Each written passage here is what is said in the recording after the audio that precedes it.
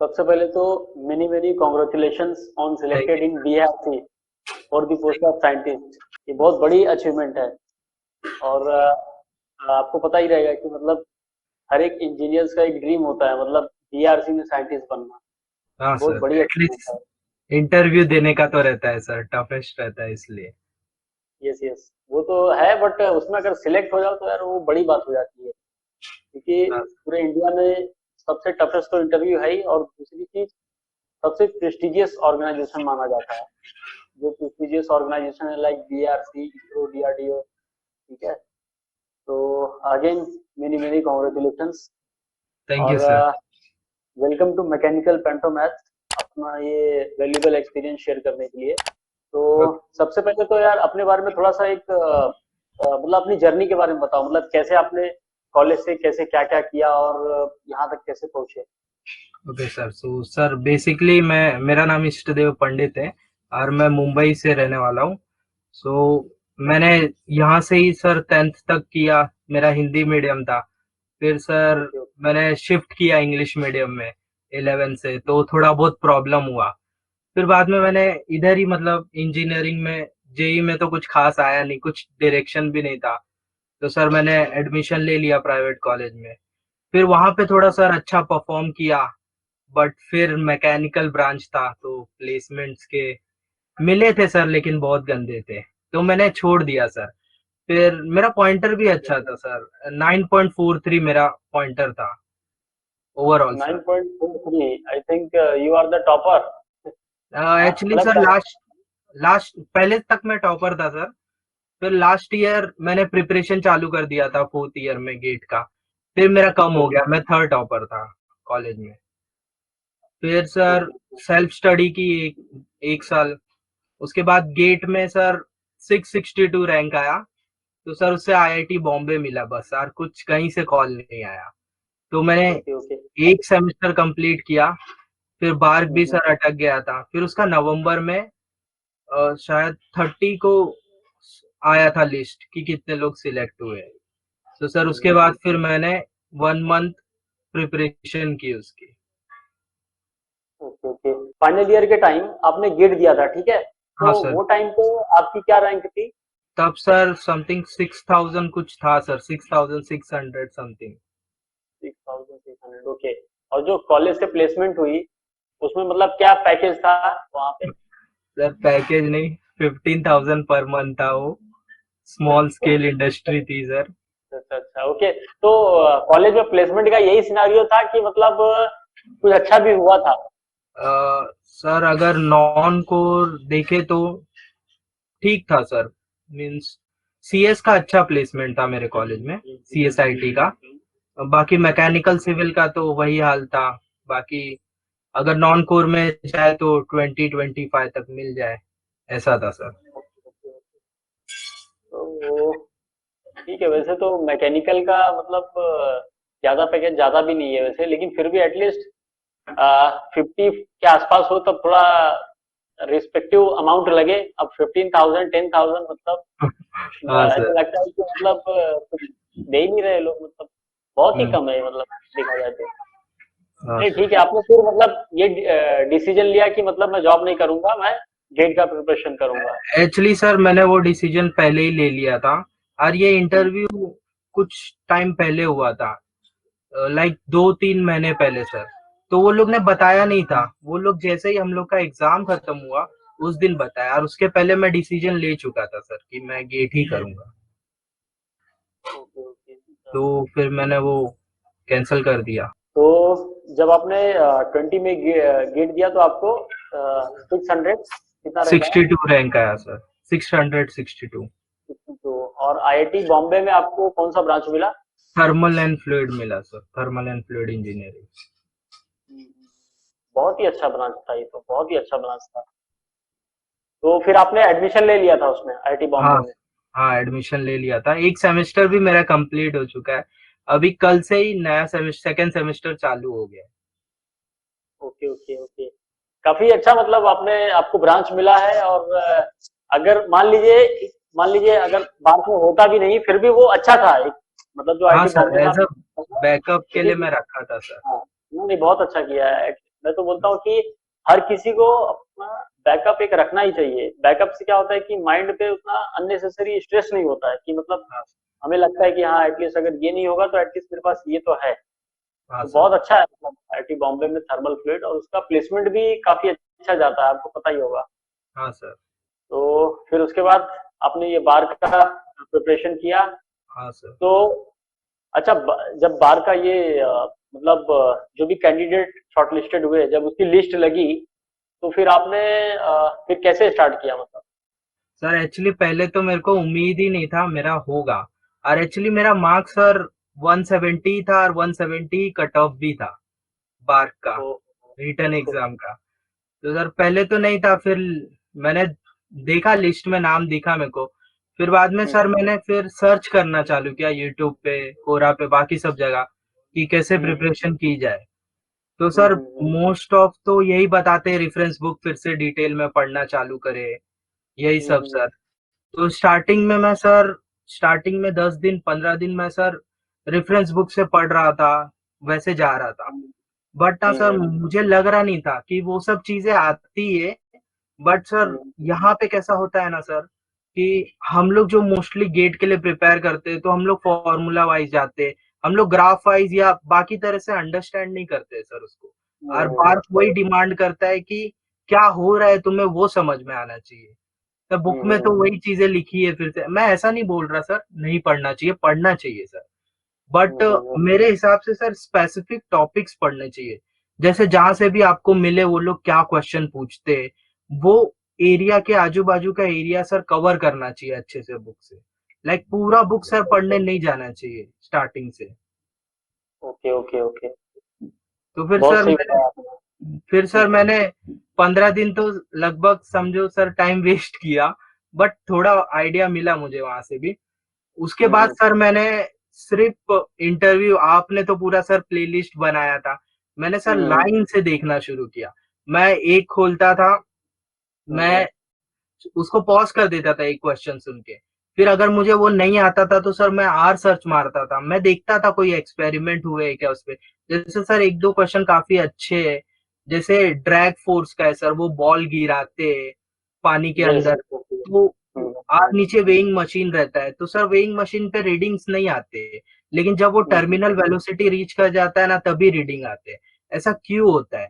तो सर वो पता चलेगा कि बायोन्सी या ड्रैग फोर्स का रिएक्शन वाटर पे एक्ट करने लगता है जब वो टर्मिनल वेलोसिटी रीच करता है, और सारे फोर्सेस बैलेंस हो जाते हैं, तब जाके रीडिंग आती है सर, उसके पहले रीडिंग ही नहीं आती है मास बैलेंस पे। तो सर ये सब मुझे मतलब नहीं पता था, वो सब मैंने एक्सपेरिमेंट्स देखे यूट्यूब पे थे थोड़े, किसी ने किए थे, तब मुझे पता चला सर ये सब क्वेश्चन वो लोग पूछते हैं सर। तो फिर मैंने ऐसे ही चालू किया सर, मैं एक क्वेश्चन पॉज करता था, अच्छे से सुनता था, लिख भी लेता था। फिर बाद में मैं सर बुक्स में भी जाता था, देखता था कि कुछ मिले उसके रिलेटेड, वैसा सर। नहीं, यही होता है एक्चुअली। काफी लोग मतलब जिसका जनरली क्या होता है कि जो फर्स्ट टाइम इंटरव्यू देते हैं, ठीक है, उन्हें पता नहीं होता है कि उन्हें प्रिपरेशन करना कैसा है। हाँ तो सर। इन इम्प्रॉपर गाइडेंस की वजह से, लैक ऑफ गाइडेंस की वजह से जो है मतलब वो क्या करते हैं, ढेर सारी रेफरेंस बुक पढ़ेंगे जिसका हाँ, कुछ आउटपुट नहीं मिलता है, उसका नहीं कोई मिलता आउटपुट सर। नहीं मिलेगा। हाँ सर। क्योंकि बीआरसी वालों को ये नहीं चाहिए कि आप ज्यादा से ज्यादा पढ़े हो, उन्हें ये चाहिए कि आपका ब्रेन बहुत फास्ट काम करे, हाँ, तो आपकी वही। थिंकिंग एबिलिटी अच्छी हो, आपका अप्रोच अच्छा हो, मतलब एक साइंटिफिक अप्रोच हो। ऐसा ना हो कि एक प्रॉब्लम दिया है तो आप यहाँ वहां सोच रहे हैं, ठीक है। उन्हें उससे मतलब ही नहीं है, उनको ये मतलब है कि आपकी डायरेक्शन करेक्ट होनी चाहिए बस। सोल्यूशन एंड में मिले या ना मिले वो मैटर ही नहीं करता, है हाँ कि सर। नहीं? हाँ सर। मैंने तो कितने सारे तो गलत भी आंसर दिए सर, पता चलेगा अभी इंटरव्यू एक्सपीरियंस कंटिन्यू करेंगे तो। तो जो हमने जो ये बनाया हुआ है, एक बीआरसी का इंटरव्यू सीरीज बनाया था और एक इसरो एक का सर बनाया था, इसरो। ठीक है? हाँ सर। तो ये मतलब आपको किस तरह से हेल्पफुल हुआ मतलब? सर मैं वही, इसरो का तो सर मैंने नहीं देखा, ज्यादा टाइम नहीं था मेरे को, एंड के डेज में 20 के बाद पता चला था, मैं ऐसे ही सर्च कर रहा था तो यूट्यूब पे। तो फिर मैंने देखा, पहले तो मैं कोरा पे देखता था सर, उसमें प्रॉब्लम ये है कि लोग क्वेश्चन लिख देते बट वो डायग्राम समझ में नहीं आते उसमें सर, रिटर्न में रहता है तो प्रॉपरली। और फिर वो करेक्ट लोग करेक्ट। कैसा सर, एक ही क्वेश्चन में चेंजेस करते जाते हैं ना। तो सर आप बोर्ड हम्म। पे बताते हो क्वेश्चन, हम्म तो हम्म चेंजेस करते हो तो वो पता चलता है, वो रिटर्न में पता नहीं चलता था कोरा पे लिखा है। तो सर हम्म वो सब मुझे काफी अच्छे से पता चला। फिर मैंने वही सब एरिया की डेप्थ में स्टडी की। काफी टाइम सर ऐसा होता है कि क्वेश्चन रिपीट्स हो जाते हैं वहां से, तो लोगों को तो मेरे हिसाब से मस्ट देख के जाना ही चाहिए सर, जितने भी पुराने मिल पाए। और जिनका हो गया है उनको तो इंटरव्यू एक्सपीरियंस शेयर करना चाहिए अपना sir. Yes of course of course. बहुत जरूरी है, ये बहुत जरूरी है। और एक्चुअल में यही होता है कि मुझे लगता है कि ज्यादा पढ़ने के बजाय आप जो करंट प्रॉब्लम्स हैं जो मार्क में पूछे हुए हैं, हाँ उसी सर। को आप अलग अलग तरीके से एनालाइज कीजिए कि यस अगर सर, इसमें ये हाँ होगा तो क्या, क्या हाँ। होगा, इसमें ये होगा तो क्या होगा, अगर मैंने ये कर दिया तो क्या होगा। अगर हम लोग खुद ही से क्वेश्चन पूछेंगे तो डेफिनेटली हम लोग इंटरव्यू क्रैक कर लेंगे, हाँ सर। है कि नहीं। हाँ सर। तो फाइनली आपका सिलेक्शन हो ही गया। सर तो अच्छा, आपका इंटरव्यू कितना टाइम चला था, आप बता रहे थे कुछ 1 आवर सर 15 मिनट। मेरा 1 आवर 15 मिनट चला था सर। मेरा जस्ट लंच के बाद सबसे पहला इंटरव्यू था। Okay okay. और मतलब ओवरऑल आपका इंटरव्यू कैसा गया था, मतलब आपने जब दिया तो कैसा लगा, मतलब आपको, सर मतलब। एक्चुअली मुझे मुझे तो उम्मीद कम था सर कि होगा। हम्म उम्मीद कम था, बट सर फाइनली फर्स्ट जब मैंने कल परसों लिस्ट आई थी, मैंने ओके। वन शॉट में चेक किया तो मुझे मेरा नाम नहीं दिखा सर। फिर बाद में मेरी हार्ट बीट फास्ट हो गई कि नहीं हुआ, कि मैंने एक गलती की थी। फिर मैंने एक बार दोस्त लोग का देखने के लिए जब नाम चेक करना शुरू किया, तब मुझे मेरा नाम दिखा सर। Okay okay okay. और मतलब घर में कैसा रिएक्शन था, तो घर में आपने बताया रहेगा कि मेरा हाँ सर। बीआरसी में हो गया, तो हाँ क्या सर, सब खुश रिएक्शन थे, था। फाइनली हो गया सर। 1.5 साल से ज्यादा हो गया सर, मेहनत चल रही थी। नहीं, ये बहुत बड़ी बात हो जाती है, आपको पता ही है कि जो इंजीनियरिंग कर लेते हैं, ठीक है, उसके बाद अगर कहीं अच्छी कंपनी है तब वहां पे कुछ अच्छा पैकेज मिलता है, वो भी कितना मिलेगा आपको, 30,000 40,000, ठीक है। लेकिन यहाँ पे आपको पता ही है, एज अ स्टार्टिंग मुंबई में ही अगर आपकी मान लो पोस्टिंग होती है तो ओवरऑल जो है कुछ 90 है ना, 90,000 समथिंग है हाँ कुछ। सर, समथिंग कुछ। हाँ। और दूसरी चीज गवर्नमेंट जॉब, और ऊपर से क्लास ए गैजेटेड ऑफिसर, ये बहुत बड़ी चीज है अपने आप में। हाँ सर। तो मैं आपसे पूछना चाहता हूँ कि आने वाले जो एस्पिरेंट्स हैं जो फ्यूचर में बार का एग्जाम देंगे, इसरो का एग्जाम देंगे, गेट का एग्जाम देंगे, तो उनके लिए आपका क्या, मतलब आप उन्हें क्या रिकमेंड करना चाहेंगे, मतलब उनके लिए क्या मैसेज है आपका। सर ये सब एग्जाम के लिए सर, स्टार्टिंग में हम लोग ज्यादा फॉर्मूले वाइज जाते हैं, हम लोग रट्टा मार लेते हैं फॉर्मूला। मैं थोड़ा बोलना चाहूंगा सर, थोड़ा अंडरस्टैंड भी करना चाहिए। सब कुछ नहीं, बेसिक चीजें जो बार बार अप्लाई हो रही है उसको समझना चाहिए सर, फिजिकली क्या हो रहा है। थोड़ा फील आना चाहिए सर, मैकेनिकल एक कर सकते हैं सर। हम्म। तो वो बहुत हेल्प करता है सर, अगर आपको पहले से आप ऐसे अंडरस्टैंड करके आ रहे हो तो इंटरव्यूज में तो आपको हेल्प करेगा बहुत ज्यादा। ज्यादा मेहनत नहीं करनी पड़ेगी एंड में, क्योंकि सर दूसरा पार्ट भी इंटरव्यू का इम्पोर्टेंट होता है। काफी सारे इसरो में, बार्क में, डीआरडीओ में, और बाकी बाकी सब में भी सर वो पूछते हैं, तो आना तो चाहिए सर। हम्म। और जैसे अपना जो भी हमारा कंसेप्ट है, ठीक है, उसको क्लियर करने के लिए और जो सब्जेक्ट की अंडरस्टैंडिंग है उसको बढ़ाने के लिए हमें क्या करना चाहिए, मतलब। सर अगर कॉलेज टाइम में अच्छे से पढ़ा है सर, तभी काफी टाइम रहता है रेफरेंस बुक से, तो काफी इजीली सर हो जाता है, वो उतना प्रॉब्लम नहीं करता है। बट अगर एकदम स्टार्टिंग से प्रिपरेशन में स्टार्ट कर रहे, तब मेरे हिसाब से फिर सर रेफरेंस बुक से जाना चाहिए। रेफरेंस बुक से जो जो टॉपिक है गेट्स के, जो ज्यादा पूछे जाते हैं, एटलीस्ट वो सब तो रेफरेंस बुक से फिर सर पढ़ने चाहिए। नहीं, मैंने देखा है, मैंने काफी स्टूडेंट का देखा है, वो लोग रेफरेंस बुक तो पढ़ लेते हैं, लेकिन और वो भी अच्छी अच्छी रेफरेंस बुक पढ़ते हैं, जैसे थर्मोडायनेमिक्स के लिए सेंजल की बुक है, ठीक है, चलिए सर, हाँ। नाग है, और फ्लूइड मैकेनिक्स के लिए भी सेंजल है, एंड हम्म, हीट ट्रांसफर के लिए भी सेंजल है। मतलब वो जो बुक है वो एकदम पूरा प्रैक्टिकल बेस्ड है, हाँ मतलब सर। उसमें उसमें जो एग्जांपल्स दिए जाते हैं और जो अलग अलग एक्सपेरिमेंट दिए रहते हैं वो काफी, मतलब इतने इजी वे में समझाता है कि मतलब समझ में आ जाता है आपको, है हाँ कि नहीं। सर। हाँ सर, हाँ। तो हाँ, तो मैंने देखा है कि काफी लोग पढ़ तो लेते हैं लेकिन एक्चुअल में समझ नहीं पाते हैं टिल फाइनल ईयर। हाँ, और उसके बाद जब वो फाइनल ईयर से बाहर निकलते हैं, जब तब प्रॉब्लम एक साल करता है पढ़ते सर। हैं, 2 साल पढ़ते हैं, तब उन्हें हाँ प्रॉब्लम फेस होती है। फिर कोई कोचिंग ज्वाइन करता है, कोई यहाँ जाता है, कोई वहां जाता है। तो उसके लिए मतलब क्या तरीका है उसको इस प्रॉब्लम को सॉल्व करने का? सर, बेस्ट वे अगर आपने कॉलेज टाइम में अच्छे से किया है तो सर बेस्ट वे।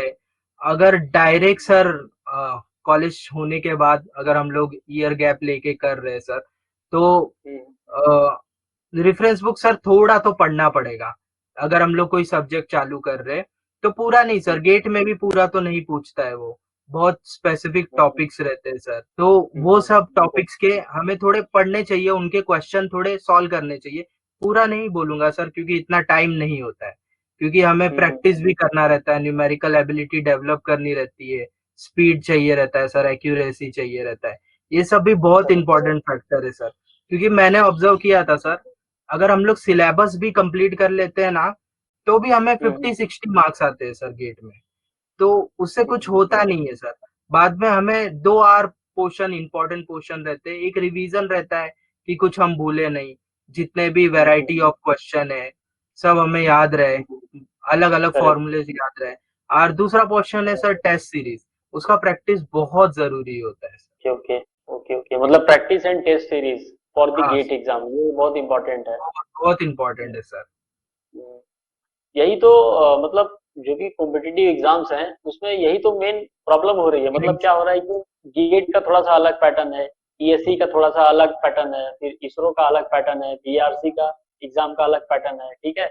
और अगर मैं इंटरव्यू की ही बात करूं तो बीआरसी का आपको पता है उसका क्या पैटर्न है, वो तो देख ही लिया आपने, हाँ ठीक सर। है। और अगर आप कोई इसरो में देखें तो इसरो में मतलब उतना ज्यादा थोड़ा। टफ लेवल नहीं होता है। हाँ वो सर। थोड़ा मतलब उसमें खाली नंबर ऑफ क्वेश्चंस, ढेर सारे हाँ क्वेश्चंस सर। पूछे जाते हैं, हाँ सर। थ्योरेटिकल क्वेश्चंस, उसमें मतलब स्पीड एकदम भी दस। सर थोड़ा ज्यादा चाहिए रहता है इसरो में। तो ये है। और उसके बाद पीएसयू के इंटरव्यू तो आपको पता ही है, उसमें उसमें ज्यादा कुछ टेक्निकल रहता नहीं। हाँ तो अभी आपका ज्वाइनिंग कहाँ पे आया है? सर, मेरा हैदराबाद आया है। हैदराबाद। उसमें वो कुछ तो डिपार्टमेंट भी मेंशन किया रहता ना, मेरे ख्याल से क्वालिटी एश्योरेंस या ये कंट्रोल वाला नहीं, होगा मेरा आपका। मेरा मैकेनिकल है सर। मैकेनिकल। हाँ सर, वहाँ पे 5 ऑप्शन थे सर। एक हम्म, मुंबई मैकेनिकल था, फिर एक हैदराबाद मैकेनिकल था, एक कलपप्पम मैकेनिकल था, फिर उसके हम्म, बाद क्वालिटी था, और उसके बाद एक फास्ट रिएक्टर था सर। तो ये 5 ओके, हमें, मतलब फॉर्म जब इंटरव्यू देने जाते हैं उसके पहले वो लोग फिल कराते हैं सर। तो उसमें हमें प्रेफरेंस वाइज डालना रहता है सर। तो मैंने फर्स्ट मुंबई डाला था, बेसिकली मैं मुंबई से हूँ इसलिए, और सेकंड ओके, हैदराबाद डाला था। ओके। जनरली मैंने देखा है जो मुंबई के कैंडिडेट होते हैं ना, उन्हें मुंबई वो लोग नहीं देते हैं, उनको बाहर ही भेजते हैं। ये मैंने देखा है, क्योंकि मेरा फ्रेंड भी एक था, उसका वो भी मुंबई का ही था, तो उसको भी हैदराबाद मिला, ठीक है, हैदराबाद मिला। एंड उसमें क्वालिटी कंट्रोल एंड एश्योरेंस करके जो डिपार्टमेंट है वो उसको मिला। तो अभी तो पीआरसी में करीब उसको 3 साल हो गए रहेंगे अप्रोक्सीमेटली। तो है मतलब अच्छा है काफी। तो अभी मेरे ख्याल से वो वहां पे है, ये तारापुर पावर प्लांट में है वो। Okay sir. हाँ, वो तो महाराष्ट्र में ही है। हम्म। तो ठीक है, फिर भी अभी तो नजदीक है घर से, हाँ सर। उसकी कोई दिक्कत नहीं है। तो काफी कुछ आपने बताया, और आई होप ये जो जो भी कुछ आपने बताया है आने वाले एस्पिरेंट्स के लिए काफी ज्यादा हेल्पफुल होगा। हाँ सर। तो best of luck for the future. So इस वीडियो को हम यहीं पे फिनिश करते हैं। Bye, take care. Thank you sir.